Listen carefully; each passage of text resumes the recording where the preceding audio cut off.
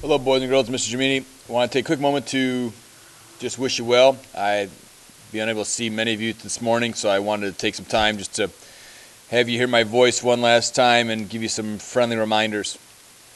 Today is a day you knew was coming, boys and girls.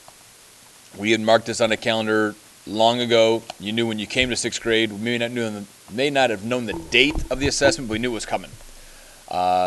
The year's been a marathon, guys. It's not a sprint. The year's long. It's a grind, and right now we're on that last mile of the marathon. So we've ran about 25.2 miles. We have that last mile to go. And opening your test booklet, that's the first step to that last mile, boys and girls. It's the first step towards getting closer to the end of the year and to your eventual 7th grade transition and things of that nature. Now, you have 2.5 hours, and that 2.5 hours begins probably shortly after your teacher turns off this video, or I turn it off in my homeroom. That time is only going forward. We can't rewind anything. We can't go backwards. We can't call timeout. You have 2.5 hours to utilize, and you got to use that time efficiently and effectively. Now, as I saw yesterday and from talking with some other teachers, most of us are doing a nice job using test-taking strategies, eliminating wrong answer choices, underlining keywords, things of that nature. Make sure that you continue to do things such as that on this mathematics assessment.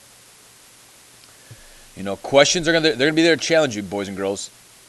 There's going to be, I guarantee, at least 1 to 2, maybe 3 questions on this that you are completely perplexed on.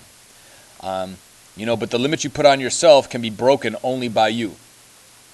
No teacher is going to help you on this assessment, boys and girls. It's you against the assessment. It's not you and Mr. Giamini working together. It's not you and Mrs. Moore or Mrs. Spagnola or Mrs. Demko or Miss McGreer, whoever it is you're taking this assessment with. It's you against the assessment. No teacher is giving you a hand. Again, read the questions, underline keywords, eliminate incorrect answers, and accept the opportunities that are presented. The challenges that you face on this assessment, they're opportunities for you to succeed. Don't look at them as something that's there to block you. Look at it as an opportunity to succeed. You can break down the walls that sometimes may hinder us from getting to where we need to get. If you stumble, realize it's only temporary. You may stumble on a question. You may stumble on two questions in a row. Pull the knowledge from within you to overcome that obstacle that lies before you. Don't allow that question to get the best of you. Remember, most of these things are going to boil down to addition, subtraction, multiplication, division, or some kind of combination of all of those. Utilize those skills within, boys and girls. Pull that knowledge from within. Use that brain of yours. Recall the experiences, the successes, the failures you've had all year. Learn from those. This is a great assessment that really checks your reflection, your ability to pull information from the past, reflect on it, and apply it to a new situation. We've talked about grit and perseverance being characteristics that separates a winner and a doer from a quitter. The quitter says, oh, this is impossible, I can't do it. The winner says, hey, this is possible, and I'm going to show you why it's possible because I am determined, I have the knowledge, I'm going to break down these questions, deconstruct them, pull them apart, really analyze everything, and just blow it up. I am going to do an excellent job today. That's what you need to keep telling yourself, that self-talk, as Mr. Walsh talks about.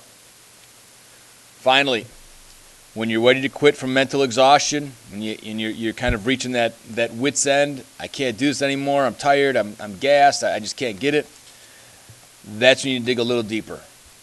That's when you need to embrace the opportunity to excel. You need to use this as it's a game, boys and girls.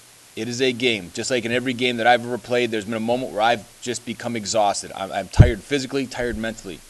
But that's what separates the winners from the average. The winners somehow find something inside of them, some little motivation, whether it's whatever motivates you, mom and dad, little sister, little brother, older sister, older brother, grandma, grandpa, whoever motivates you.